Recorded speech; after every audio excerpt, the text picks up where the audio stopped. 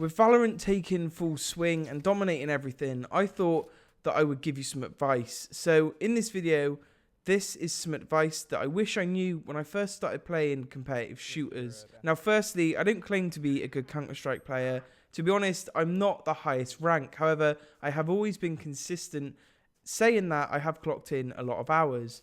But all I'm going to outline in this are a few misconceptions that I often see players have and a few fundamental rules of thumb for situations that you're often going to find yourselves in. And I can promise you that if you follow these rules and you're disciplined enough, then you're already going to be better than your peers who are also new to the genre.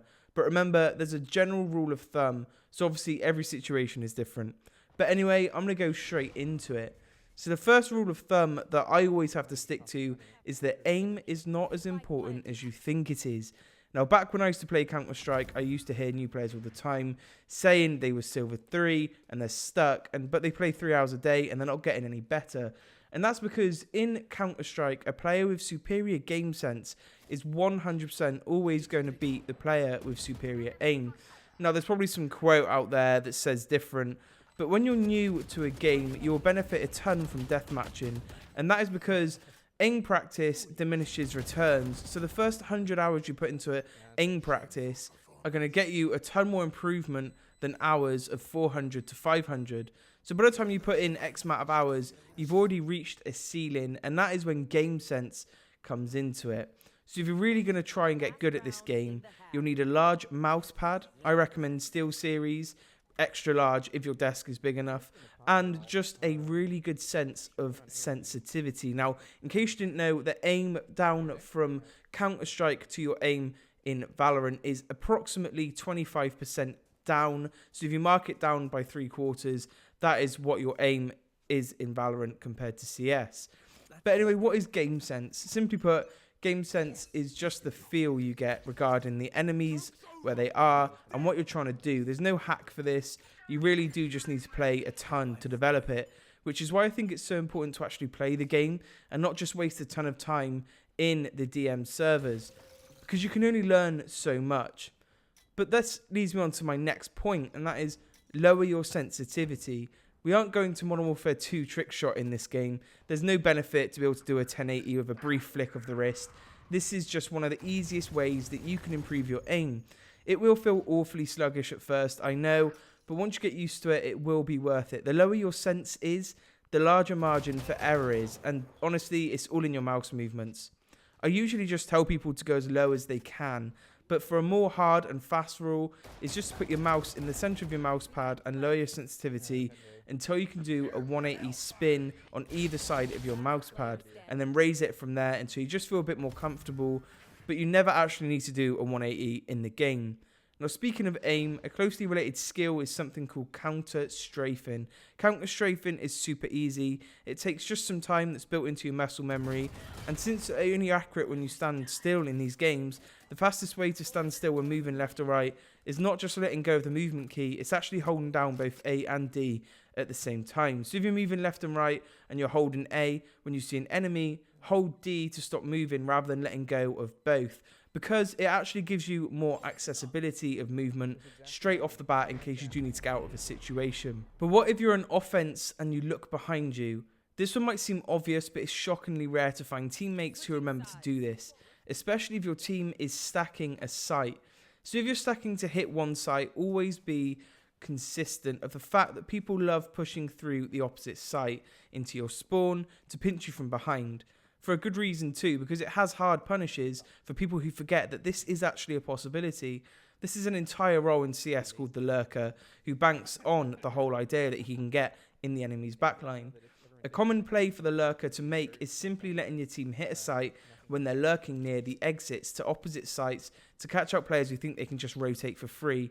You don't have to fully lurk though, you can just be the person who constantly watches your team's backs, and you'll get a surprising amount of kills from aggressive counter-terrorists. Now, a 1vx with the bomb planted is not a 1vx. I mean, okay, sure, if you want to get some cinematic, then it is, but what I'm trying to say is the counter-terrorists are not only up against you, more importantly, they're up against the clock. Use this to your advantage, and by that I mean I cannot emphasize this enough. Do not be the aggressor in these situations.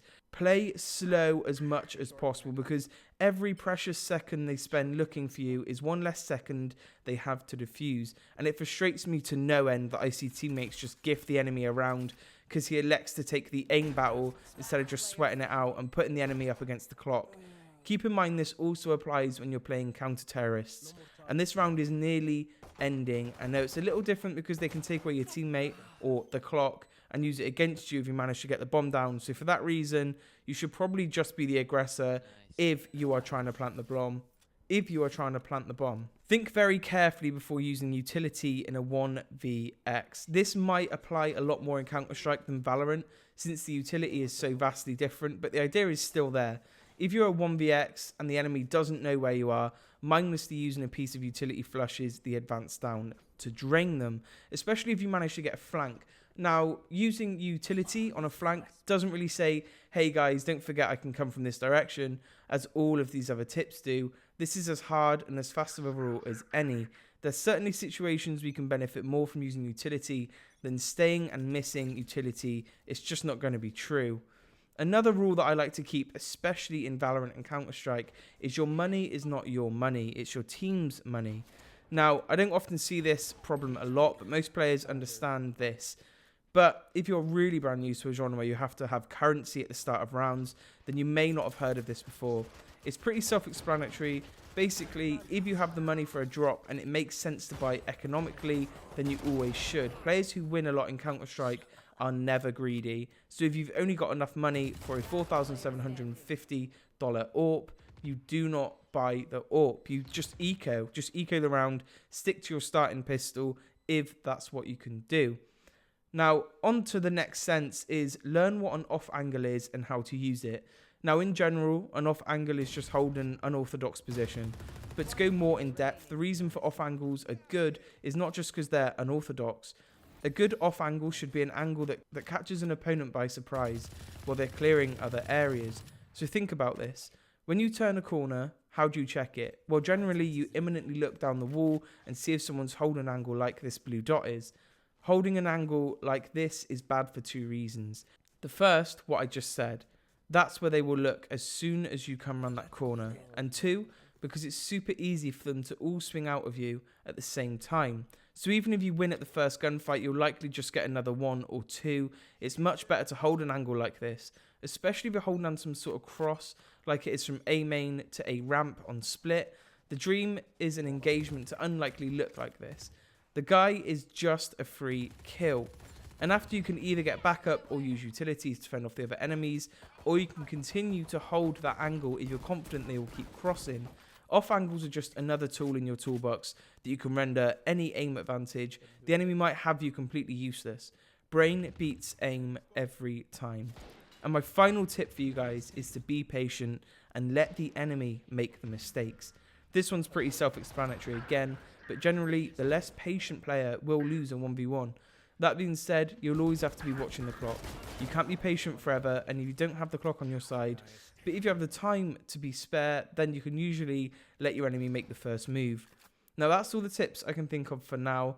I think I may add some more in another video, but if you use these, I'm almost certain you can get better and improve at Valorant. Now, for those of you who don't have access to the beta, just go on Counter-Strike and practice your aim. There's other rules that you can have, like use aim trainer. Particularly, I like to use Kovacs. But the best way you can do it, honestly, is just by playing the game and creating your game sense early on. So just keep out the beta, guys. I'm sure all of you will get access.